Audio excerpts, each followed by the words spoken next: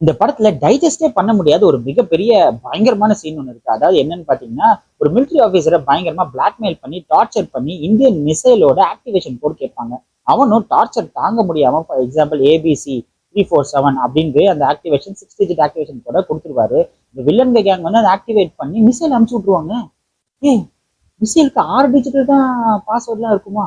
என் போனுக்கே நான் பெரிய பாஸ்வேர்ட் போட்டிருப்பேன். நான் யோசிச்சு முடிக்கிறதுக்குள்ள அந்த மிசைல் எங்க தெரியுமா நிப்பாட்டி வச்சிருப்பாங்க? இந்த தண்ணி லாரி எல்லாம் வந்து ஒரு கிரவுண்ட்ல நிப்பாட்டி வச்சிருப்பாங்கல்ல, அந்த மாதிரி ஒரு கிரவுண்ட்ல சும்மா ஒரு லாரி மேல மிசைல் வச்சிருக்காங்க. ஆக்டிவேஷன் சக்சீடட் அப்படின்னு நம்ம சொன்னா அது ஒரு ஜொயின்னு போயிருது. அது வேற அந்த பைத்தியக்கார பாகிஸ்தான்ல போய் விழுந்துருது. ஐயோ இப்படி ஆயிடுச்சேன்னு சொல்லிட்டு பிரைம் மினிஸ்டர் மாதிரி அந்த மோடிஜி மாதிரி ஒருத்தர் கெட்டப் போட்டு வந்து பாகிஸ்தானுக்கு போனை போட்டு அரே மித்ரோ அது நான் பண்ணலேப்பா அப்படின்னு அவரோட சொல்றாரு. உடனே அவனுங்க நம்ப மாட்டேன் அப்படின்னு புலம்பி போனை கட் பண்ணிடுறாங்க. உடனே வந்து வேர்ல்டு வார் 3 ஸ்டார்ட் பண்ணியே ஆகணும் அப்படின்னு வந்து கிளப்பிடுறாங்க. எப்பா ரா படம் எடுக்கிறீங்க சரி, அதுக்குன்னு இவ்வளோ ராவா யோசிக்காம இருப்பீங்க? படம் டெக்னிக்கலாவும் விஷுவலாவும் நல்லா இருந்தாலும் செகண்ட் ஹாஃப்ல வந்து லாஜிக்கே இல்லாத நம்ப முடியாத நிறைய விஷயங்களை காமிச்சதுனால இந்த படத்தோட நிறைய இடத்துல அந்த நம்பிக்கை தன்மை அதனாலேயே போயிருக்கு.